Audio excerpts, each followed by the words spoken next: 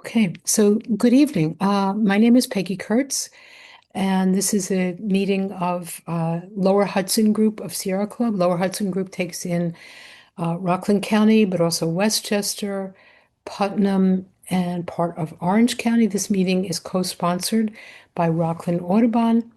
Very glad to have um, Rockland Audubon members on board this evening. I just want to mention we meet monthly to discuss local, and when I say we, I mean Lower Hudson Group of Sierra Club. We meet monthly to discuss local environmental issues and local action on the most critical environmental, larger issues that we're faced today, such as the climate crisis, toxic chemicals, and the crisis of extinctions that we're going to be talking about this evening, and to talk about some of the ways that these are directly impacting our communities, such as data centers, toxic chemicals in our drinking water, and proposals for gas pipelines.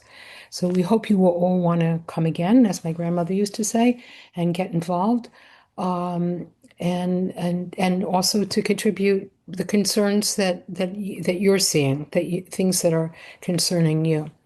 So I also want to mention we will be taking off the month of August. We'll be meeting again in September. Tentatively, we plan to focus on factory farming. That's a topic that came out of these meetings. People were requesting it. After the main speaker today, we'll be talking about some of the more local issues, opening it up for your ideas, a little bit of brainstorming, but also a quick update on the local data center in Rockland, how to get involved in Get Out the Vote efforts in CD 17 and a couple of other issues. I want to mention that this program is part of an ongoing series that we've been doing over the last year and a half on the crisis of extinctions and the loss of biodiversity. I know people have heard me say this before, but I'm quoting World Wildlife Fund. Global wildlife populations have plummeted by an average, so this is populations, not species, have plummeted by an average of 73% between 1970 and 2020. It's stunning, absolutely stunning. 70%, 73% Wow. between 1970 is freshwater species 85%. Um, Latin America and Caribbean saw the most severe declines at 95% of populations. It's really stunning what's going on. And so that's why I feel so strongly about continuing this series of programs. And I'm sure we'll also be talking this evening about things we can do locally and things we can do as individuals. So, Olivia, the one thing I forgot to do is to line up exactly your title and your credentials. So perhaps I apologize, but perhaps you can introduce yourself. Olivia is with the Xerxes Foundation, and just please introduce yourself. Thank you. Yes. Hi, We'll have a Q&A everyone. afterwards. Yeah, so hold your questions until afterwards. And can I share my screen so I can Yes, share my you slides? should be able to share your screen. Let's see. I will send you the request. Okay.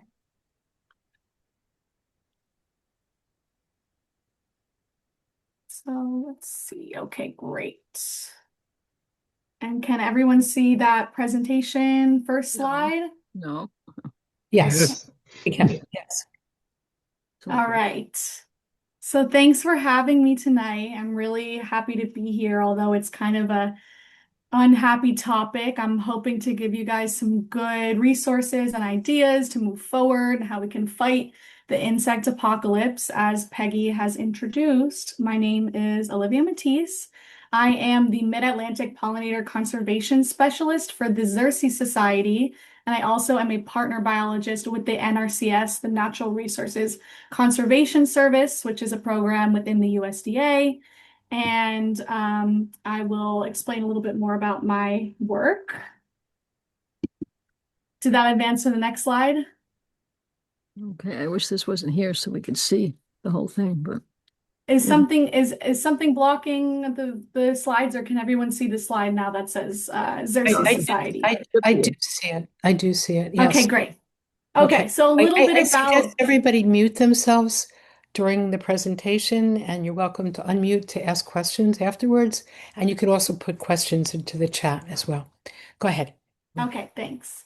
So a little bit about the Xerces Society, which is a nonprofit org that I work for. We're a nonprofit that's been around since the 70s, and we work to protect wildlife conservation of invertebrates and their habitat. So we do a lot of collaboration with educators, researchers, different community groups, and government agencies to promote and implement this work in invertebrate habitat creation and protection. We work on policies. We work on pesticide control. So we have a few different programs, including the Endangered Species Program, the Pesticide Program, Outreach and Education, and Policy. And the program I personally work in is the Pollinator and Agricultural Diversity Program. So we're named after the Xerces blue butterfly, which is pictured there on the left. Which is one of the first known species to have gone extinct due to human activity. So we're basically working to fight these extinctions. And then about my job specifically, I work mostly with the NRCS on working lands. So I work with agricultural producers, farmers, to plan and implement pollinator habitat planting and protection on farms. So the NRCS has taxpayer funding to implement conservation practices that address resource concerns such as water quality, air quality, soil health, and all those other resource concerns that might come up in an agricultural system. And we offer both free technical assistance and also the opportunity for funding cost share programs to reimburse landowners for implementing those conservation practices. And this could be on any size, from a large blueberry farm to small properties with a couple fruit trees or honeybee hives, as long as the property is registered with the Farm Service Agency. And then aside from my work with the NRCS, directly with the Xerces Society, that nonprofit, I also co-lead a program called the Habitat Kit Program, which provides free native plants to support pollinator habitat planting projects for schools, libraries, community groups, and parks, and other community orgs. So that's just about what I do with the Xerces Society and the NRCS. And I will switch now to discuss kind of this major problem that we're facing with the major losses in invertebrate populations. And just to, really emphasize why invertebrates are so important. Why should we care? They're not just gross, icky, slimy things. They are, one of the most important things that exist on our planet. They make up a huge amount of the biomass and diversity of animals on Earth, and only a fraction of them, about 2%, can actually be considered pests. So the vast majority of these organisms play really essential roles in the environment that we really can't overlook, even though they often are when you think of conservation efforts. There are, and in the mainstream world, people mostly think about large mammals and those really charismatic beings, but we just can't overlook these very important, tiny, for the most part, creatures. So talking a little bit more about why they're so important, right? Invertebrates provide an array of really important services in our environment. They, starting in number one slot, they provide food for many other wildlife. They're a crucial base of the food web. They serve as food for many, many other animals, many birds, lots of mammals, fish, and reptiles. And almost 90% of birds feed their young insects, and about 25% of the bird and mammal diet consists of pollinator-produced seeds and fruits. Insects themselves are food for wildlife, right? They support an estimated $50 billion recreation industry. And without this foundation, our of invertebrate populations, our food chains would collapse. So they're that vital first step in the food chain. They provide biological pest control. So that's a really important service that many insects provide. Lots of predatory, parasitic insects. They keep those pest populations in check. things like lady beetles, assassin bugs, flies, parasitic wasps, and many others provide free pest control services, and they contribute anywhere between $4 to $12 billion in natural pest suppression in the US every year alone.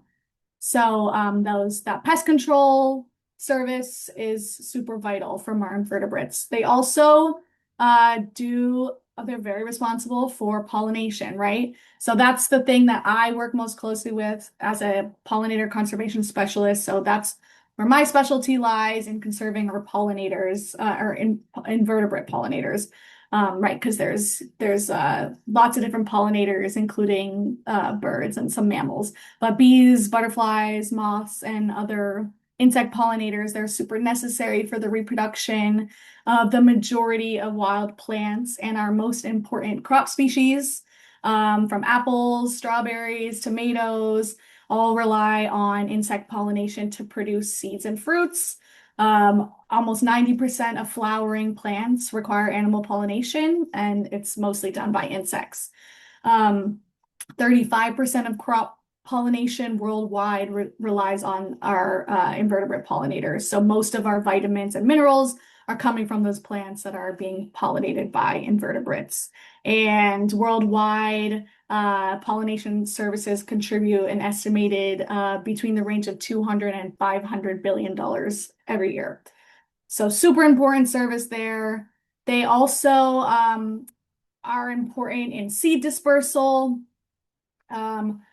Ants, they bury their seeds in the ground, they leave them to germinate, they spread seeds around underground, which aids in plant reproduction and dispersal. We also have water filtration done by invertebrates such as mussels. They're filter feeders that are really important for cleaning our waterways, and they remove sediment, impurities, bacteria, heavy metals from the water they feed on. So a single mussel can filter between 10 and 20 gallons of water per day. So very important, overlooked invertebrate. And then they're really important for soil health. They break down waste and dead organisms and release those nutrients back into the soil. So invertebrates that consume and process organic matter facilitate the movement of nutrients throughout the ecosystem. And then also ground-dwelling organisms tunnel into the ground, which helps aerate the soil and improve water drainage. So very important for our soil health as well. And then aside from all of those really important services that our invertebrates provide, they also have an intrinsic value of their own, right? So aside from just the things that they provide to us, they have a right to exist just as much as we do. So it's not all about what they can do for us and their economic benefits. They are just important because they deserve to exist. And nothing inspires more wonder than an interesting insect, in my opinion. So let's take a closer look at some of these really negative trends. As Peggy was mentioning earlier, we are facing some pretty negative trends in population losses over time that have been found recently. It's been found that invertebrate populations are declining at a really alarming rate of almost 2% annually, which is approximately a 30% decline over 20 years. So this rapid loss means we really don't have much time to act to start protecting these animals as soon as possible. And looking a little closer at some of these groups, lepidopterans, including butterflies and moths, which are some really important pollinators aside from bees. We've seen declines in 22% over the last 20 years. So for every 5 butterflies that we may have seen over 20 years ago, now there are only 4. Looking closer at monarchs, which are a well-known, iconic, and culturally significant butterfly, we've seen estimated declines in over 90% since the 80s. Olivia, can I just ask a question? So I just want to, Yes, I think what I'm seeing is that you're talking about populations rather than species, right? It's not this a, is about population. Yes, thanks for okay. I just want, clarifying. These are overall population trends. Um, Yeah, because we don't have a lot of specific data on individual species, and I'll touch a little bit more on that in a few minutes. But yeah, so going back to another very important group are bees. Um, very, very important, vital for pollination on so much of our food. We've seen that 1 in 4 species of North American bumblebees are facing extinction. So we do know this based on species. For bumblebees alone, just because there are only about 20 species of bumblebees in the US, so it's a bit easier to study them than the many other thousands of bee species that exist in the US and worldwide. There's about 20,000 different species or over 20,000 species of bees. So we really don't know the numbers on every individual species, of course, but we can tell pretty clearly just looking at bumblebees that, yeah, about 28% in the US are at risk. Um, and so I work in New Jersey. I forgot to mention that earlier. I'm the Mid-Atlantic specialist, but I work out of New Jersey. So there's a species, the rusty patched bumblebee, which is native to the northeast part of the US, in New York as well. And they're one of the federally listed species that's endangered under the Endangered Species Act in the US. So there's not very many invertebrates and yeah, insects that are on that list, but we do know, for example, that rusty patch bumblebee is on there. Looking at beetles, things like our iconic fireflies, which we have a lot of research on. We've found some pretty stark declines in their population as well. So about 1 in 3 firefly species are at risk of extinction. And that's just one specific beetle that we know well, and there's many, many others that we don't have as much data on. Then looking at dragonflies, which are very important for pest control. They're predators, they're voracious predators. They consume many pests, insects, so they're super important.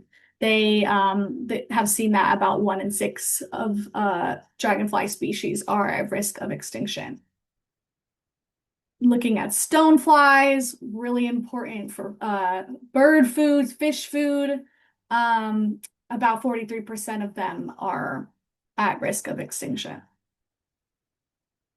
So these numbers come from some recent studies that Xerces has done, but there are many, many other studies looking at this. And while we don't have data on every species, we know enough to assume a general trend to understand and to also understand the biggest factors contributing to these population declines. So we know enough to take action. Even if we don't know all the details about every single species, we can look at the trends and say that we have enough information to go off of. These are just some screenshots of many of the papers showing estimates of declines in insect diversity, numbers of species, and abundance and biomass. In this paper shown on the bottom left, that's titled Declines in Insect Abundance and Diversity, We Know Enough to Act Now, was written by some Xerces colleagues, and it argues that although it is crucial we continue this research to help us understand drivers and mechanisms of insect decline, there are enough common sense actions that we can take to combat the drivers of decline. And we should be taking those actions now, regardless of if we have enough data on every species or not. And like the environmentalist duo Ehrlich and Ehrlich explained, the loss of species from an ecological community can be likened to randomly popping out rivets from the wing of an airplane. So it might continue to fly for a while, but if enough of those rivets are removed, then at some point there will be catastrophic failure. So let's look a little bit closer at some of these drivers to invertebrate declines. So firstly, habitat loss and degradation. That's kind of a super obvious one that we can see very clearly. The conversion of open space, such as for farmland or development, loss of natural areas, and the marginal land alongside those developed areas in agriculture. they lose quality as habitat. So we kind of think of or some folks might think of agricultural expansion as something that happened in the past and has kind of slowed down. But land conversion for agricultural and urban development continues to expand rapidly. Between 2008 and 2012, over 7 million acres of uncultivated land were converted to cropland in the US. So that's twice the area size of Connecticut. And obviously, globally, it's happening on major scales. And then, aside from just losing habitat, we also see a lot of habitat degradation and fragmentation. So even though maybe there are pockets of preserved habitat, because they're smaller, they lose quality. They're more susceptible to invasions by invasive plants and species. And so those areas lose habitat quality and just continue to decrease in size and accessibility for wildlife as well. Then looking at pesticide use, we think maybe people might think this is more often applicable to agricultural lands, but even in local communities and more urban settings, using mosquito control or pesticides in your garden, herbicides, those all pose a risk to our invertebrate friends. We have diseases and invasive species in competition. So things like commercial and captive rearing of honeybees or other invertebrates for biopest control. Sometimes they're unregulated and they increase the risk of disease transfer to native natural populations. And we see lots of invasive species moving around the world, potentially spreading disease, increasing competition for resources.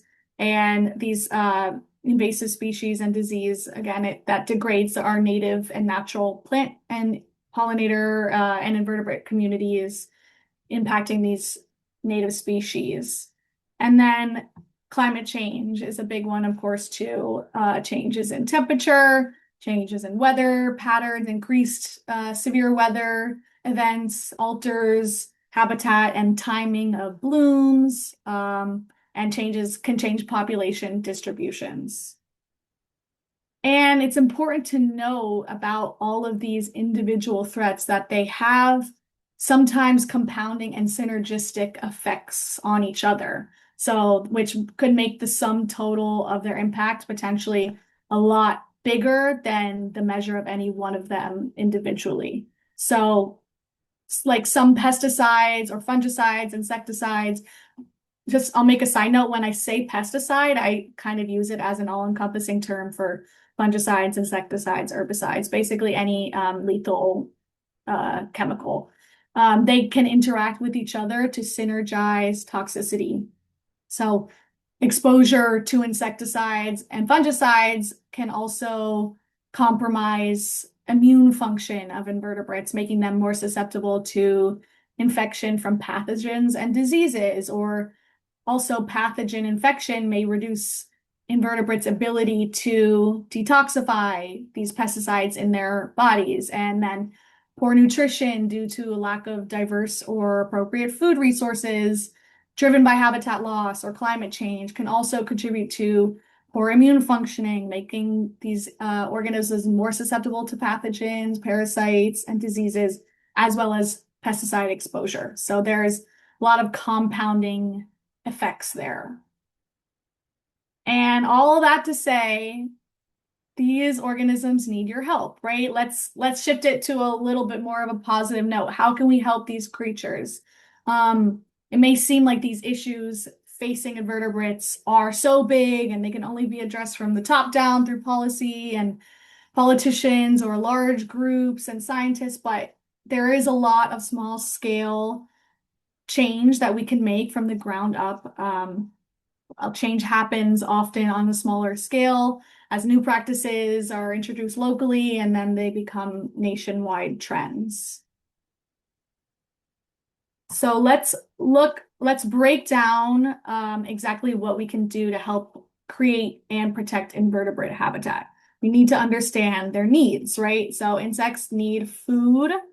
What that means depends on the insect. It could mean they need nectar, pollen from flowers, or maybe they need carrion or dung, or also other insects to parasitize or feast on. They also need shelter to provide overwintering and nesting habitat. This also varies by species. Some butterflies rely on leaf litter for overwintering, while others find maybe a nice dry location under some bark or dead wood. The majority of our native bees, specifically, they excavate cavities in tunnels in bare soil. So they really like well-drained bare soil. And then lots of other invertebrates are nesting in dead wood and stems. And lastly, we need to protect them from pesticides and other severe disturbances. So thinking about how we can create safe areas for refuge that are protected and undisturbed so that these populations can persist from year to year. And yeah, lots of all of our invertebrates really, they have so much overlap in their habitat needs, and they're all facing similar risks to their population. So it's really important to consider this goal of food web stability and environmental health and resiliency when we think about creating habitat. And I also did want to make a note, probably I should have emphasized this earlier, but lots of the visuals on my slides are representative mostly of pollinators because that is the work that I do most often. And so you might see a lot of photos of bees, or I might have forgotten to change the word pollinator to invertebrate. No matter, I'm talking about habitat for all invertebrates, even though my specialty is pollinator habitat. But there's just tons of overlap. So this slide, for example, has mostly pollinators. But in terms of providing food, so let's start at that first element for invertebrate habitats. We need to think about how to provide food for them. We want to focus on planting native plants wherever possible. Native plants are always going to be the best quality food for our native invertebrates that are locally adapted to our region. When we're thinking about adding food and native plants, we want to consider providing flowering resources that grow throughout the entire season. So at least a few species that bloom in the spring, some that bloom throughout the summer and into the fall, so that we have overlapping blooming times and no lapses in floral resources for our invertebrates to feed off of. When I do my work with the NRCS and I'm planning pollinator habitat, we require a minimum of 3 blooming species per season. And we also always want to include at least 1 species of native grass, something that is a warm season native grass that will be growing throughout the summer. And these grasses support lots of butterfly larvae. They provide structural diversity and nesting habitat as well for many invertebrates and other wildlife. So lots of native plants that bloom, native grasses, don't overlook those. Very important for habitat. And when we consider plant selection, there are a few things that you want to consider, right? It's really important just to reemphasize that we select native species that are locally adapted and not cultivars or ornamental plants, which often produce little or no pollen or nectar, and they don't support our native invertebrates. Many of our beautiful garden varieties are bred for desirable characteristics to human eyes and not necessarily invertebrate forage. So just because something blooms doesn't mean it's really providing that quality food for our native invertebrates. Yeah, lots of these ornamental hybrids, they're bred for things like double petals, and it prevents our native invertebrates from actually being able to get in and access any nectar at all. So you definitely want to choose native straight species, not cultivars, nothing too I mean, you can have ornamental plants. Of course, everybody loves a beautiful ornamental plant, but try to find those native plants. And there's lots of amazing native species that could replace the typical ornamental gardening plants that people think of. And then also, of course, you want to select plants that are going to be regionally appropriate. They're going to fit the soils if you're planting in your yard, or say you're working with a local park. You want to consider the soil moisture and all those.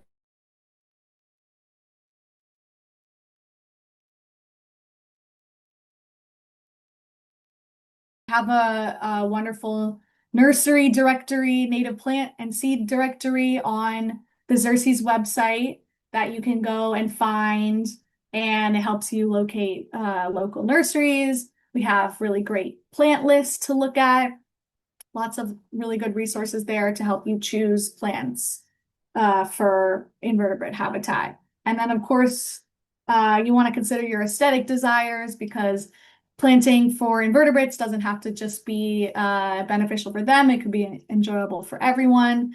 So you can consider the colors you want to see in your garden, or the height you want those different plants to reach, and how big they're going to get, all these things that are just practically important to consider. And then let's talk about that nesting and overwintering habitat and how to protect that. So we want to think about how we can protect invertebrate nesting habitat both above and underground. Many invertebrates nest underground in bare, undisturbed soil or dead tree logs. As I said earlier, they nest under dead leaves. Lots of these things that most people would consider unattractive or messy elements in a yard or garden. They're really important for invertebrates. So leaving areas undisturbed, protecting things like dead wood, bare soil, as well as areas of unmowed vegetation, if possible, will help to ensure that there's always existing shelter for these organisms. And this is especially important to consider within a couple 100 meters of the floral resources you're providing, so that not only are you providing that food resource, but also a safe place for the invertebrates to lay their eggs and rear their future generations. At Xerces, we always say, save the stems and leave the leaves, to remind folks that leaving these landscapes unmanicured is the best way to protect pollinators and beneficial insects throughout an entire year. So not just for that time when the plants are blooming, but also throughout the rest of the year. And here is a nice visual that kind of shows all these different habitat elements, places that invertebrates will nest and use, and something that looks a little bit maybe more messy to the average person, but this is, basically a insect hotel full of places to nest and escape disturbances. And here's a little bit more on that Leave the Leaves idea, which is a campaign that Xerces has, really encouraging people to leave leaves where they are as much as possible, because of all of the benefits they provide to invertebrates. And having a thin layer of leaves can be really beneficial for lawns and areas, since that decomposing leaf matter adds organic matter to the soil, boosts nutrients, and so not only does it benefit the invertebrates, it might just benefit your soil and your garden and yard. And if you do have to move those leaves, try to move them off to the side. Don't, bag them up and throw them away. Just move them off to the side, or wait until late in the spring after hopefully most of the invertebrates have already emerged, or their larvae have emerged. And then that's when the leaves become slightly less important. And then let's talk a little bit more about protection for pesticides.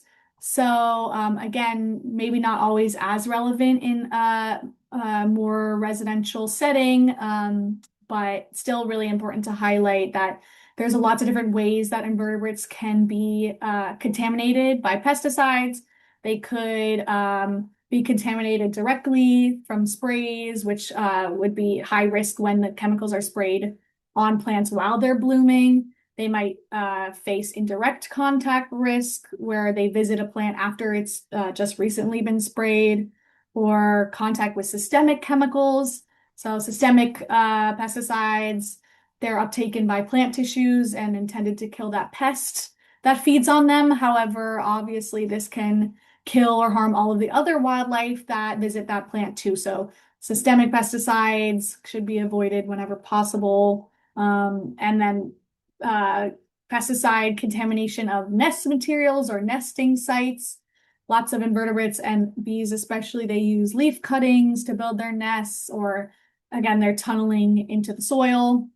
And so those materials or those nest entrances being sprayed poses a really big risk for them. And then, of course, pesticides are many of them have large drift range, so they aren't just staying where they're sprayed, they're drifting out into other areas, which further degrades that habitat.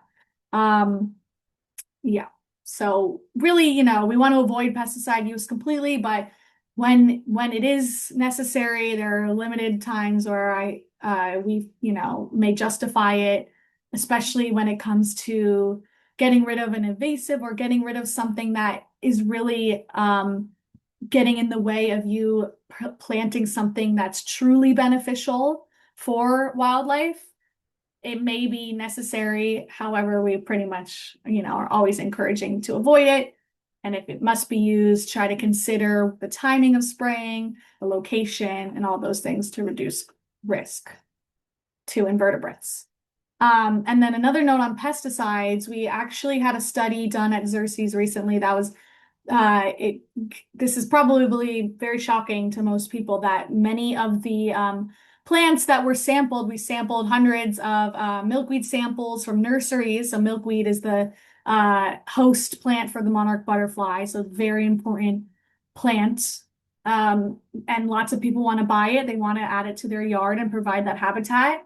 Many nurseries, in order to have, a successful business model, end up using herbicides and pesticides on their plants to prevent them from damage and have a, sellable product. However, that's, really counterintuitive, and lots of these plants that people are purchasing do actually contain residuals of pesticide levels at a level that could harm those butterflies. So you want to consider where you're buying your plants from and the practices of these nurseries.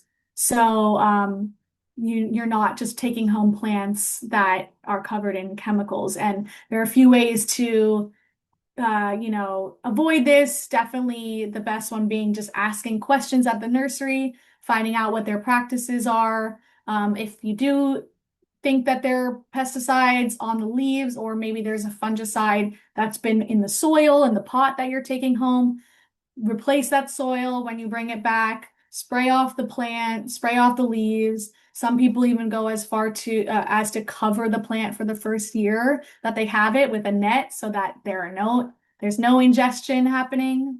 But that that comes down to individual practices and preferences. And we have lots of resources on our website explaining more about how to avoid pesticide exposure in home gardening, and also on larger scales for farming.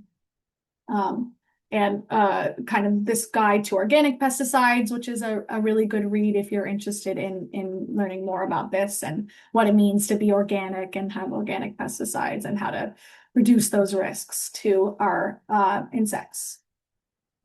And so let's now look quickly. I don't want to go for too much longer, so we have time for questions, but I'm just going to go through a couple ways. Olivia, you're not Yes. you're not sharing your screen anymore. Uh-oh. At least for me. Let's see. It says I see Olivia's screen. You do? Okay. It says habitat creation small scale. Okay. I see it. Maybe- I also see it, yeah. Okay. I do so- too. Okay. Sorry. No problem. It's just Sorry, me. Peggy. That's okay. Hopefully you can get it back up. Okay. But I'm glad you double checked. Yeah, so talking about something more smaller scale, hopefully by this point, if not already, you've already been persuaded to try to add more invertebrate habitat to your property, or try to support it in another local initiative, maybe in a park or a community garden that you work in. Um, so adding native plants to a lawn, for example, converting it from turf to native plants, one of the best ways we can benefit our invertebrate populations. Um, as it states on this slide, there are over 40 million acres of lawn in the US, and that lawn turf grass does not support very many invertebrates at all. And converting and adding native plants to your lawn will support beneficial insects, pollinators, birds, and all those other native uh, organisms that we want to attract. Also, planting natives, it's lower maintenance than having a lawn, right? It requires much less water and overall maintenance, so that conserves other resources and limits disturbance. Native plants are also more resilient. They support resilient ecosystems. And one of the guidelines we give for planting in small spaces are just to select a few of the best quality species or something that you can easily access, plant it in clumps of at least 3 species together for visibility and increased plant success. And then again, don't forget to include those native grasses, and maybe you want to consider also adding shrubs or small trees for structural diversity. And aside from just smaller flowering herbaceous plants, shrubs and trees provide a lot of really good floral resources and nesting habitat. They often are the first bloomers of the season, so they're really important food habitat or food resource for invertebrates. And then, even if you don't own your own space to plant in, there's of course, many other ways to get involved, supporting invertebrate habitat, getting involved with the community garden, see if there are volunteer opportunities, working with your park. We have this publication, Small Habitat Plantings in Urban Areas, which has lots of good pointers and ideas on that front. And then if you are somebody who is lucky enough to have a larger area, or you work in a park, or you're, part of a conservancy that advocates for stewardship in larger areas, meadows are, of course, an amazing form of habitat for invertebrates. So a large blooming area that's low growing. It's not always easy to create a meadow. You do have to have really good site prep and get the area down to basically you want bare soil before you plant those seeds for the best germination success. So not always the most easy project, but a really high quality habitat when it can be done. And we love to always suggest people put meadows in old pastures or old crop fields that aren't being used. Maybe if you have a larger area in your yard that's just not being used, planting a meadow is always a really great option for invertebrate habitat. And then again, not to forget about our larger plants like native trees and shrubs, provide lots of good extra habitat. A little bit more structural diversity. Maybe you want to create a property border boundary. Maybe in the case of more agricultural setting, we design hedgerows that can often help prevent pesticide drift between 2 different properties. And in that case, we wouldn't necessarily want to plant something that's super attractive and blooming as food for wildlife, but we want to plant something that's a bit more evergreen and really helps create that buffer between pesticide use. Oh, Olivia, I'm mindful of time. I was just wondering, could you talk a little bit about policy issues? It's so hard because there's so many different aspects to it. I mean, I don't know if one that comes to my mind is banning certain kinds of pesticides. Yeah. Are there other things? Just sort of quick overview because I want to open it up to Q&A. Yeah, no worries. I was just going to speed through. I'll just really speed through these last 2. I'm just plugging our community engagement work, and we have a program called Bee Cities and Campuses to get involved with, and lots of other amazing resources on our website. I'm going to thank our supporters. And I'll just leave this page up and then I can comment a little bit about your question. I mean, the Xerces Society does a lot of policy work. I personally am not super familiar with it all because the ins and outs are so complicated, but we do a lot of advocacy on both smaller local scales and larger national scales. There's been a lot of good headway recently with getting insects protected under certain I'm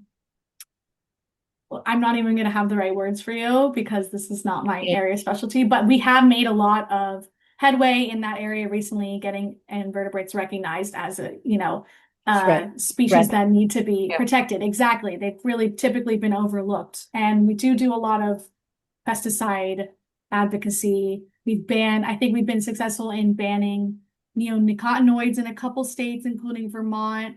Recently, I think in New York also. in New York. Yep. So all of those efforts are, extremely vital What I'm for, thinking is one of the points, and then I think we should open it up for Q&A, but is yes. that I think the point that you're really underlining is that even small kind of mini habitats, that have real value. Yes, absolutely. Because, most invertebrates are small, their habitats are relatively small. Of course, large scale conservation would be the goal and is ideal, but on a smaller scale, there is a lot that everyone can do to help support invertebrate habitat. And yeah, definitely thinking about pesticide use is huge. So was there anything that you wanted more to say before we open it up to Q&A? Because I think I covered everything that I had Okay. to say. I hope I did a good job of Yeah. yeah. Yeah, I see there's a question in the chat, and then we should, people can raise their hand or put questions in the chat. But one of them is how much of the Green Revolution, the success of the Green Revolution, was based on pesticides, that kind of thing, herbicides. I am going to be honest, I don't have an answer for that. Okay. I am assuming a large percent, but I don't actually know the answer to that. Okay. Other questions? Questions that people. Let's see, I'm trying to get the chat open as well. And of course, anybody wants to unmute and ask a question. Yep. Raise your hand visually like this, or through the React button, or put your questions in the chat.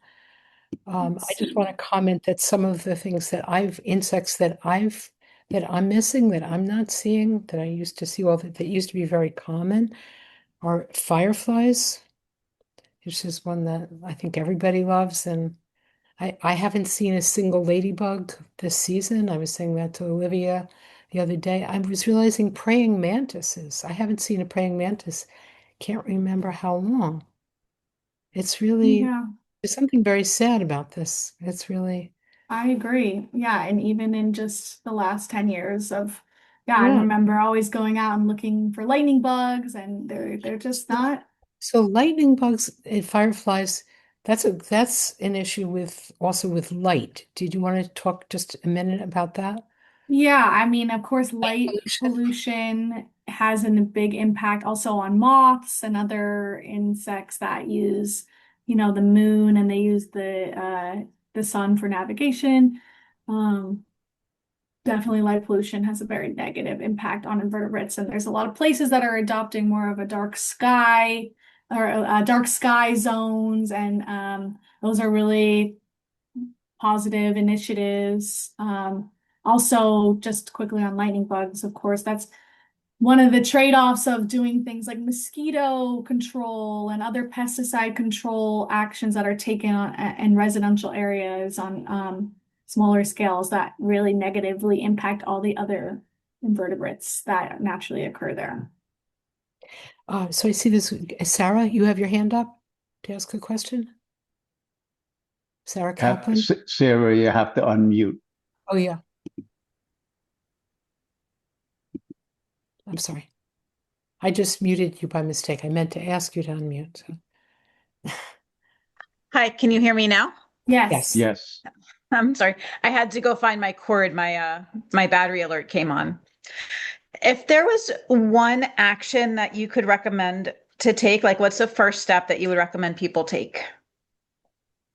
That's a great question. I think I want to say the easiest thing is just education, but if you're talking about a physical action, definitely native plants, planting native plants, having undisturbed areas. If you can't plant in your own property or in your own home, getting involved with any local initiatives that are doing land stewardship and advocating for native plant conservation and planting. That's definitely the most, accessible and impactful action for invertebrates, and also, of course, many other wildlife. Thank you. I'm also thinking as local activists, when we see proposals for development, that there is, as as we've been saying, real value to not cleaning up every inch of that property, leaving the margins, let's say, to, kind of undeveloped, leaving even small spaces undeveloped.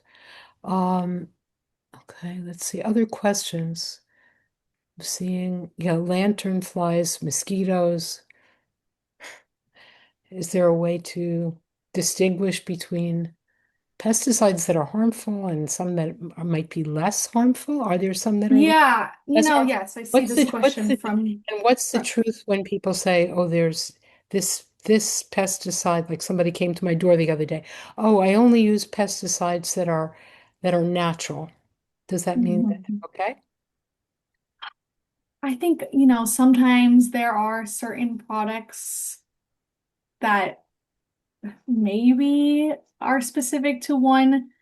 I just don't. I personally, and I think overall in Missouri society, we all agree that just pesticides are not the way to control those invasive and negative species, right? Like Linda mentioned, there are harmful insects, right? Things that spread disease.